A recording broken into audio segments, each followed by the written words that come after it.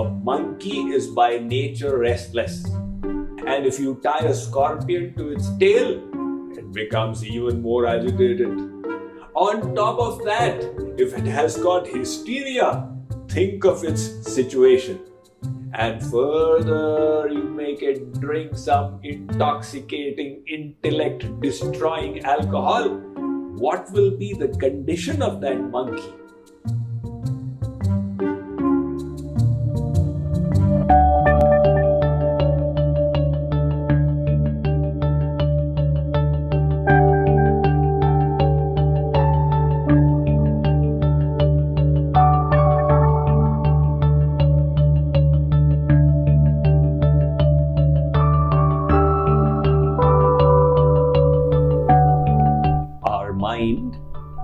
Is like a machine that is constantly generating thoughts. Thoughts are little bundles of energy that have a tremendous impact upon us. There is so much of energy in the atmosphere. You can't see it, but if you take a transistor set and start turning the knob, you will catch station after radio station. It shows that these waves were present in the atmosphere. Similarly, our thoughts are also like subtle waves. They impact us in so many ways. First of all, they impact our appearance. You look at somebody and say, "Why are you so sad today?" That person's thoughts created the appearance of sadness. And you look at somebody else and say, "Oh, your feet are not falling on the ground. What's the good news?" Again, the thoughts changed the appearance. So these thoughts at present are not in control or focus. I like to give the analogy of the television set of olden days. In the 1970s, when the television had just come out in India, we used to have these very basic kind of sets where a channel would come up, then it would disappear. And then another channel would come up and that would disappear. And sometimes the channel would start slipping or lines would appear. In the same way is our mind. We think of something and then something else and then a third thing and back to the first thing. Now, why is this happening inside? If a car is out of control, it goes here, then there, then returns, you would say there are two possibilities.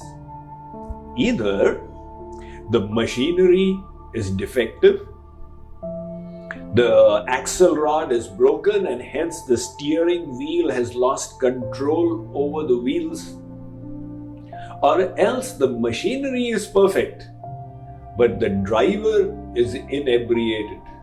And that is why he is not controlling the car. Similarly, if our thoughts are not properly channeled, there is one of two possibilities. Either the machinery is defective, or else we are not controlling it properly. Now, any of us who is listening to this talk doesn't have defective machinery. Otherwise, there's a very remote chance that you would care to listen to this. The greater probability is that we have not learned to manage the machinery of the mind. So how do you manage this machinery? In this regard, there are two yogic schools of thought Primarily, of course, there are subdivisions. But in the Vedic system, there is JKYog and there is Bhakti-yog. JKYog states that thinking is giving problems to you. Stop the thinking process. Reduce your thinking. And in this way, from the Savikalp state, make your mind Nirvikalp. Make it thoughtless. Man kumar to beda par. Now, the Bhakti path takes a different perspective. It says, to make this mind thoughtless is extremely difficult. It is next to impossible. Rather than doing that, you divert the mind towards God. It's just like you are driving a bicycle. Now, if you say, I wish to stop the forward movement by applying my brakes, it becomes an unstable condition. You will either fall to the left or the right. You can't retain your balance. But instead, if you just turn the handle, the forward movement will stop because the bike is now moving in this direction. Similarly, Bhakti-yog states, don't stop thinking. Think of God. Make your mind Krishnamay, divine. What is the problem with the path of Gyan-yog? It's extremely difficult. The nature of this mind is such that it constantly keeps working. And to bring it to a state where it stops working is unnatural to the functioning of the mind. There is the beautiful illustrative story of a sadhu who used to live up in the Himalayas and beyond in Tibet. His name was Milarepa. In the nearby village, a rumor spread that this sadhu has a Siddh mantra. If you chant it, you will get siddhis or mystic abilities. One villager came up to his monastery and he said, Sir, I have heard you have a Siddh mantra. If we chant it, we get mystic abilities. Can you please give it to me? Milarepa said, I don't have any such Siddh mantras. My intent of spirituality is different. Satchatapariyo dapanam etam buddhanushasanam. The Buddha said, the goal is to purify the mind and not learn how to walk on water or transport objects. The villager said, Sir, you are avoiding me. Until you give me the mantra, I will not move from your ashram. Milarepa said, so be it. What do I care? But after 24 hours, his sadhana started getting disturbed. He said, my dear fellow, you are causing a nuisance to me. Can you please leave? The villager said, Sir, I am willing to die, but I will not leave without the mantra. Milarepa thought how to get rid of this man now. So he said, all right, I'll give you the Siddh mantra. Really? He was all ears. Tell me, sir. The Siddh mantra is Om. Om? It's a Siddh mantra? Yes. If you chant it, you will get mystic abilities. But there is a condition to it. Don't bring any monkeys to your mind. What do you mean? I mean, don't think of any monkeys henceforth. Otherwise, all this chanting will become useless. The villager said, Sir, I have never thought of monkeys all my life. Why should I start thinking of them now? Milarepa said, I have cautioned you. Now it's up to you. The man returned from there with a sense of accomplishment. Now I have the Siddh mantra. I just need to chant Om, Om, Om and not think of monkeys. What should I not think of? Monkeys. What was the consequence? He is doing Om, Om, Om. One portion of the mind is acting like the operator. Chant Om, Om. And the other portion of the mind is acting like the monitor. Am I thinking of monkeys or not? What is the consequence? He was doing Om, Om, don't think of monkeys, Om, Om. The mind said, is there a monkey watching me from behind? He looked back. Oh no, there was no monkey.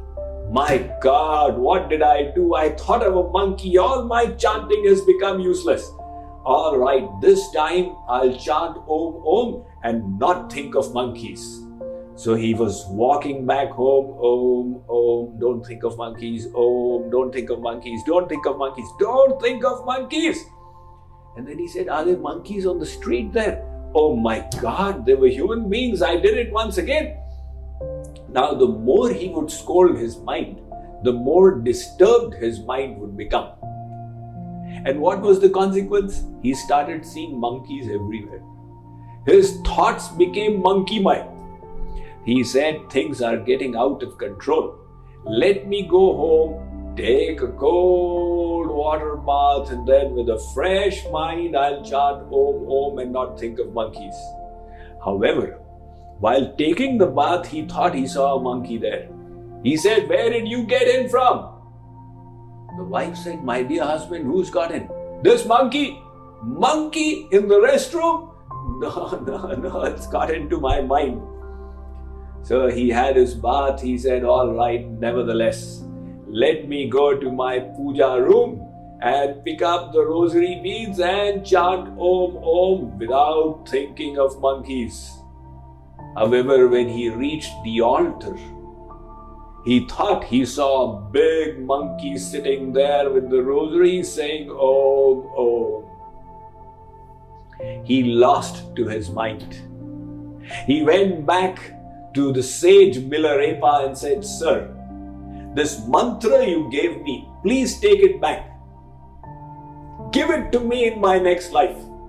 But don't tell me that I should not think of monkeys, or I will definitely think of them. So such is the nature of this monkey mind. In the Ramayana, Goswami Tulsidas Ji Maharaj, the writer of the Ramcharitmanas, states, Graha grihit puni baat vasha, ta puni bichi mara, puni piyaya varuni, kahiya kaha upachar. He says a monkey is by nature restless. And if you tie a scorpion to its tail, it becomes even more agitated. On top of that, if it has got hysteria, think of its situation. And further, you make it drink some intoxicating, intellect-destroying alcohol. What will be the condition of that monkey? That, O Lord Ram, is the condition of my mind. Now for that mind, you say, okay, stop the thinking process. There are great chances it will think even more. And that is why the process given in the Vedic scriptures, in the Bhagavad Gita, Lord Krishna says, Manmana bhava madbhakto madhyaji mam namaskuru. This is the only line that has come twice in the 700 verses of the Bhagavad Gita. Lord Krishna says, Arjun, don't stop thinking. Divert the mind to God. Learn to see this world is belonging to Him. Learn to see Him in everybody. Learn to see yourself as the servant of God. Learn to do everything as an offering unto Him. Not only will your material thoughts stop, but your life will become divine, and it will be an offering at the altar of the Supreme Lord. That then is the way to uplift this mind and make our lives blessed.